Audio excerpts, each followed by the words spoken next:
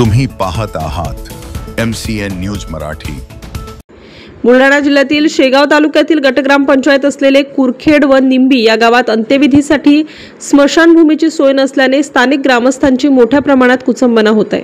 आपल्या देशाला स्वातंत्र्य मिळून 75 वर्ष झाली तरी देखील शासन प्रशासन व लोकप्रतिनिधी या गावाचा हा प्रश्न मार्गी लावण्यास असमर्थ ठरले आहेत।